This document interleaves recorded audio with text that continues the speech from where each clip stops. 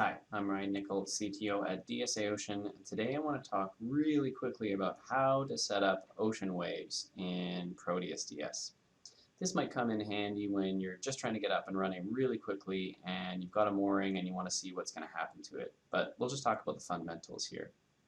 So in ProteusDS Simulation Toolbox, which is what a lot of users are starting and working with when they're setting up ocean waves, you open up the whole program for the first time in an empty project. You don't have anything in your domain. There's the global reference frame. You can show the water surface here, and there's not a lot going on. So you may have already gone and configured and set up your mooring model, and now you want to see what's going to happen in ocean waves. So the quick way of jumping straight to this is under the environment section in the tree here, look for wave type. Now, there's most of the time, the most commonly used wave models are either airy, number 1, or something like a John Swap or modified Pearson-Moskowitz spectrum, 7 or 8.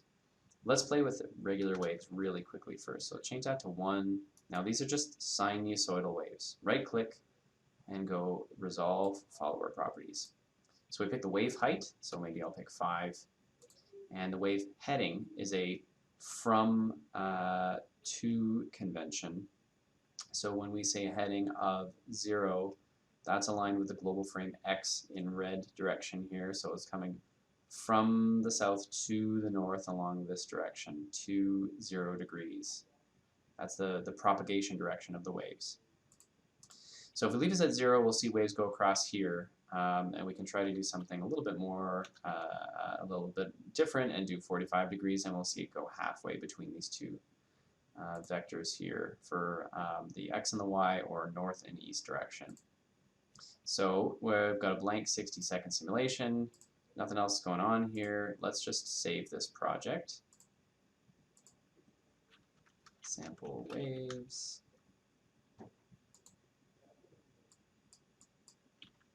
Regular. Go. It runs really fast because the simulation is essentially empty. So we can visualize this and see what it looks like in post-PDS. Just load the whole thing.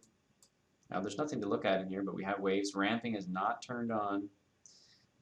So they start immediately. You can see there's sort of the wave trough there. And the propagation direction, there's our north, there's our compass showing the X, positive X and positive Y, north and east.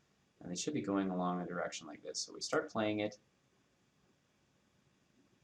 It's a little hard to see, but let's change it to engineering view, and we can see basically have that propagation direction going straight 45 degrees up that way there. So that's a really quick way to turn on sinusoidal waves. Let's talk about the wave spectrum approach. So we'll close this. We'll make a new project. Instead of regular waves, we're going to do John Swap, change that to 8. Resolve follower properties. Now it says wave height, but instead of the trough to crest height, it means the significant wave height in this case. Let's do 45 again. Wave segments. Now all spectrums are comprised of a discrete number of sinusoidal waves. So that's what wave segments is. It's going to try to make this out of 50 sinusoidal waves. And wave period, this means the peak period of the spectrum. Wave seed, we're going to talk about this in a minute, but this is basically setting, making sure you have a repeatable, unique realization of the seed state. So everything else is the same. We'll get back to the seed in a second. But if we go run, we've got our new project. Rather than regular, we'll call them irregular, because they're not sinusoidal. Under our sample waves project, runs really fast, because again, there's nothing in it to simulate, but it's creating a C state for you. Okay, now it'll be a little bit choppier because there's a lot of, there's 50 wave segments instead of just one sinusoidal wave. If we start playing this back, again, there's no ramping, but you can see the undulating sea surface, and it's wave spreading's on here by default, so you're getting a nice realistic looking short crested sea state. And the mean propagation direction is going to be we set for 45 degrees. like with the sinusoidal case, so it's going to be going the mean direction between the green and red axes here, positive x, positive y, north and east. You can see a little bit better if we go to engineering view, and if you're still having a little bit of trouble seeing what that looks like, you can grab the cursor and kind of, oh yeah, I see how the the energy is propagating there at 45 degrees through there. So it's really quick to run these simulations. You can play with them and see how they work. One last final note on C-state realizations. You may run this case and get kind of a good idea of what's happening to your mooring or whatever else you're doing. If you're ever looking at irregular C-states, it's usually a good idea to try and see what happens in a separate realization of the same C-state for a couple of realizations.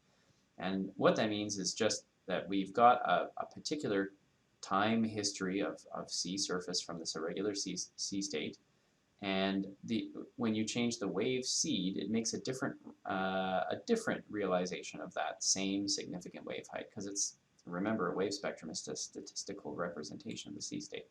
So this wave seed, all this wave seed number is a number that initializes a random number generator for the phase offsets for the wave. So the only thing that you really need to do is just make sure the number is different than before.